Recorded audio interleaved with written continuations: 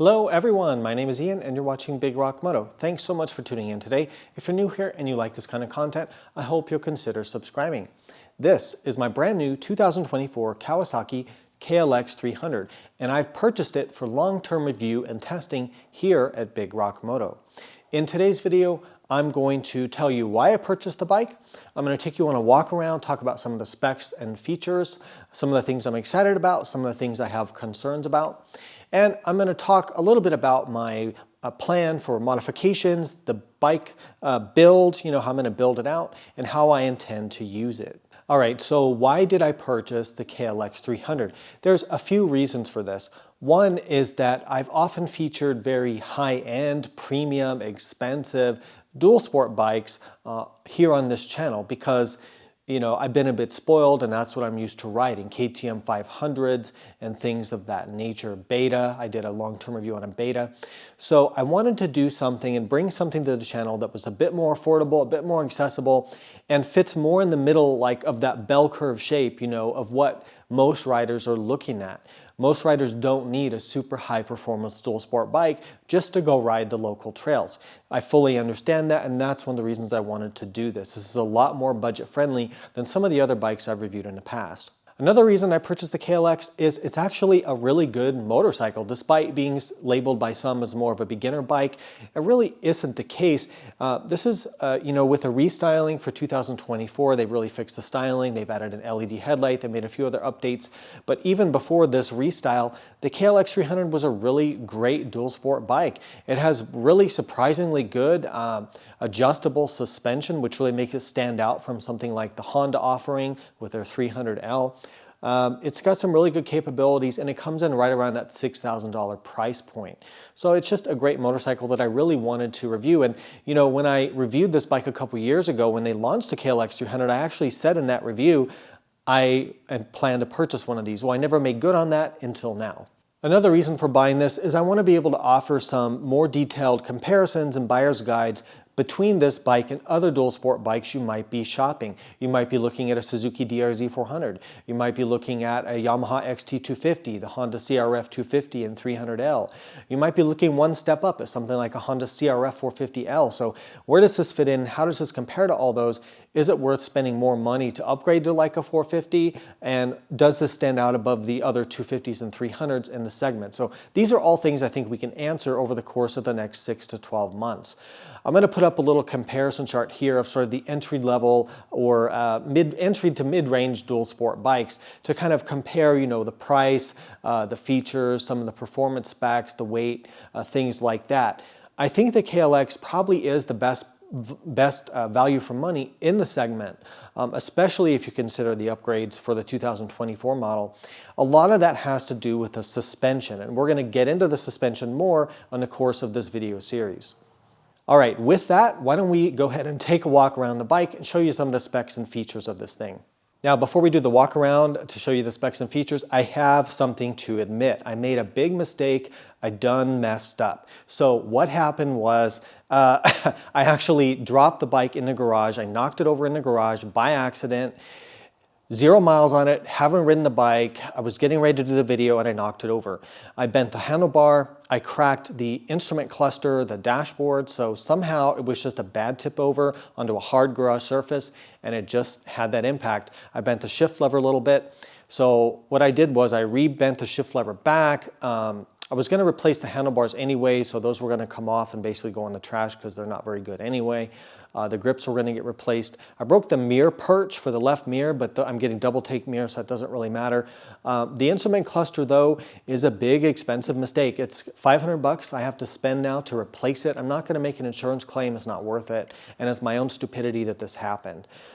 So anyway, just so you know, I've done that, I made that mistake, I'm owning up to it, and I'll throw some video up here of the cracked LCD, which is $500 now that I have to spend to replace that on a bike that I've never even ridden. So, this job has its ups and downs, mostly ups, but today wasn't the best with that happening. But anyway, let's get on with the video. All right, I've got the bike up on the lift. Let's take a look at the features of the bike, take you kind of a tour around it real quick, and talk about some of the important specifications. Why don't we go ahead and start with the engine. Single cylinder, 4-stroke engine, 292 cc displacement. It has a bore and stroke of 78 by 61. A compression ratio of 11.1 to 1, meaning that you really don't need to run premium gas. So if you ride in areas or in countries where premium gas is hard to find, this is a good bike for you because you only need regular octane fuel. Double overhead cam, 4-valve engine. It's electronic fuel injection, 34mm throttle body, hooked up to a 6-speed transmission, wet clutch, and of course a chain final drive. Now in terms of power output, Kawasaki doesn't actually seem to publish power figures for these, but they have been dynoed by independent journalists or magazines out there at around 24 horsepower. That's at the rear wheel, so crank it's probably putting out more like 28, 29, and torque around 16 foot-pounds. So pretty modest output for sure, but again, this is not supposed to be a super powerful bike, and it's not supposed to compete with the more powerful performance dual sports out there. And you're only looking at a 300cc engine. The engine is a little larger than you get in the CRF300L, so maybe you have a slight torque advantage there, and I did seem to notice that when I've tested these bikes in the past. Let's take a look at our suspension here on the KLX300. Front suspension, we have a 43mm diameter upside down fork, 10 inches or 254 millimeters of travel. In terms of the adjustments, we do have compression adjusters. We don't have any rebound adjustment. Now the compression is on the bottom of each fork leg, so you do kind of have to get down here on the ground, use your screwdriver and do that. That's okay. There's also no preload for the front forks, but don't expect those kind of premium things on a bike at this price point. Let's take a look at the rear suspension, kind of in here a little bit dark, but we've got a rear monoshock, and it's 9.1 inches or 230 millimeters of travel. You do have adjustments on the rear shock for compression and rebound damping, and you do have a preload collar. You can see there those silver rings. That's a little tricky to adjust without taking the shock off the bike. It can be done. It involves a hammer and a kind of a tool to go ahead and turn that thing by force, kind of hammering it to tighten up that preload there by turning that ring. You first loosen that upper adjustment ring there. So you can do that. I'm going to be doing that. I did buy a tool from Tusk, from Rocky Mountain, a preload adjustment tool that's kind of made for that, so we'll see how that works. So there's your suspension. Let's talk about tires and wheels. You have a 3.0 by 21 inch front tire, and in the rear you've got a 4.6 by 17. I'm sorry, 4.6 by 18 rear tire. So you do have the 18-inch rear tire. The tires that it comes with are these Dunlop 605 tires, which a lot of people really like. They're a decent performer on and off-road, and they give good tire life. Now, for me, they're not aggressive enough. I already know because I've ridden these on these tires on other bikes. I'm going to need something with a little more traction in the dirt. So I'm going to go ahead and change these out on this bike. Front brake is a 250mm rotor. If you get the Supermoto version, you get larger brakes. You've got a 2-piston caliper there. And then coming around here to the rear brake, we can see we have a single piston and a 240mm rotor there. They also give you kind of this guard here for the caliper, which is nice to see that. Some other specs on the bike: 56.7 inch or 1440mm wheelbase, 26.7 degree rake, so that's a pretty nice stable rake number. Seat height is 35.2 inches or 894 millimeters. That is definitely about 2 to 3 inches lower than a performance dual sport like a KTM 350 EXE. It's lower than Honda CRF 450L, but it's not as low as something like a Yamaha XT250 or a Kawasaki KLX230, the little cousin to this bike. So you have to keep those things in mind and check these things out before you purchase. Ground clearance is pretty impressive, 10.8 inches or 274 millimeters. Of course, we're going to be adding a skid plate to the bike in one of the next videos. Fuel tank capacity is one concern that I do have on the KLX. It's only 2 gallons or 7.6 liters, and because of the design of the frame, you can see the frame here, how it runs through here, there is a limitation on the size of fuel tank you can get. the upgrade that you have available is an IMS tank at 2.7 gallons, but it costs $400. So a lot of people are saying, I don't want to spend $400 just to get 0.7 gallons more. And I agree with that. I don't think that's a very good deal. So we'll be looking at some other alternatives to maybe changing the fuel tank out, because we are trying to keep this bike build more on the affordable side. Weight, so we haven't talked about weight yet. 302 pounds or 137 kilograms for the KLX300. That's right in line with where it should be compared to its competition in this segment. If you want a lighter weight dual sport, then you are going to have to go to some of the European makes, whether it's Beta, KTM, Husqvarna, things like that. Give you a little tour of the bike. You can see we have LED headlights, high and low. But we still have incandescent turn signals. It would be nice to change these out for a LED. You know, lower profile would make the bike look a bit more modern, so that'd be nice. You can see our front fender here, and we've talked about the wheels, tires, suspension. As I go through, I'm going to try to look to see if there's anything that I have concerns about. I'm always looking for stuff that on a dual sport bike, or using it off-road, that we could snag with a branch or brake or anything that would be particularly vulnerable. You can see the radiators in here. Maybe some sort of radiator guard or brace would be something that we might want to consider doing. Let me show you the rear lighting so I can turn off the key so we don't drain our battery. Got an LED tail brake light and incandescent turn signals here in the back. I am doing a tail tidy, so this is going to change. This rear fender arrangement I think is going to go away with something sleeker. I don't know if I'm replacing the turn signals or not. We'll have to see about that. You can see here the radiator shrouds. They've definitely extended these out, and basically the whole motorcycle, all the body work has been modernized. I think it's a huge improvement over the 2023 and earlier models. We'll lower the bike down here in a second, but for now we'll focus on, since I've got the lift up high, we'll focus on kind of the stuff that's easy to look at while we're on the lift. So emissions control system here. I don't know if all the bikes in the USA have this or just the California bikes, but this is something you see. It's like a vapor recovery device. So California has laws that you just have to recover vapors from the fuel tank. So it's there. Some people don't like it, but to each his own about that. You can see the frame running underneath. So let's look underneath sort of here. So there is kind of a skid plate. You can see under here running underneath. I wouldn't really call it a skid plate, but you do have some protection for the engine if you were to ride it without any aftermarket skid plate. However, we're going to be putting on an aftermarket skid plate as one of the first things that we do.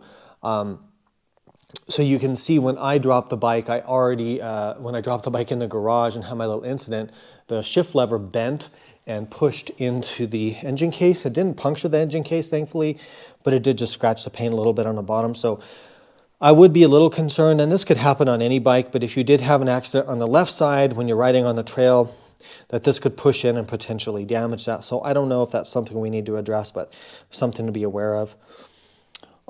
So looking at the engine here, you can see, that's going to be a thermostat in there. This is, I think, some more emission stuff. Got some wiring, sprocket and chain setup. I might be playing with the gearing. I'm not sure yet. Foot pegs. The foot pegs are very bad. Like this is tiny. It's like standing on a toothpick. So that's going to have to change. I already have foot pegs for the bike. The kickstand here, which I've got my strap. I have to strap the bike down on the lift to make it safe. So you see the kickstand. Kickstand switch is something that is a potential failure point on these dual sport bikes. So we could look at maybe bypassing that. I'm not recommending you do that because it could be unsafe, but sometimes that's an issue with those getting messed up. It does have passenger foot pegs, so here you can fold these out like this, and you can have your passenger foot pegs, which I probably will never really use on this bike, to be honest.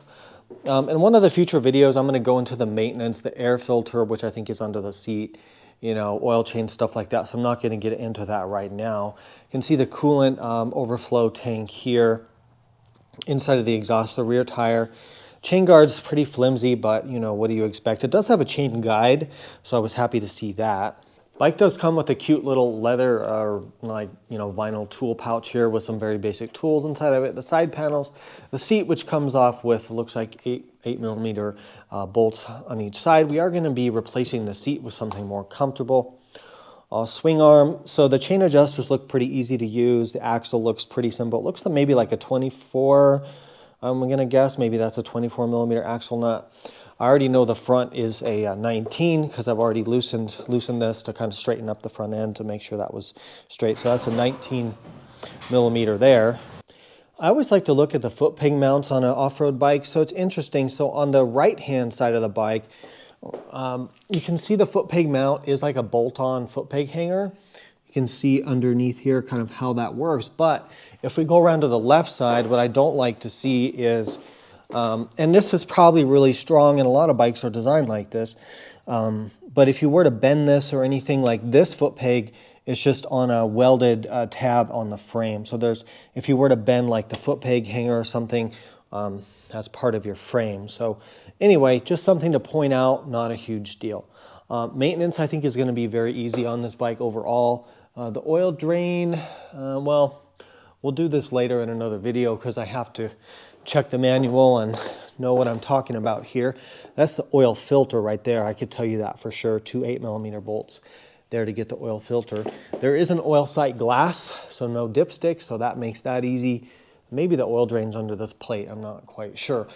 Anyway, all right, let me drop the bike down, drop the lift down, and show you some of the other stuff. So fuel tank here, typical stuff.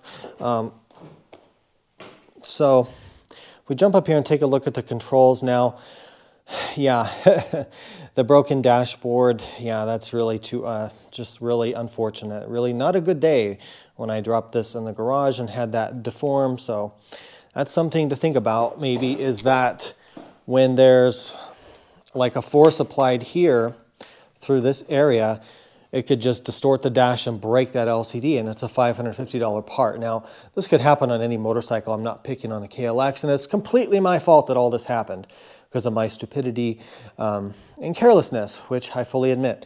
And I broke the mirror mount there too, so I've got the double take mirror on a separate ram mount already, so we can go ahead and at least do a short ride on the bike.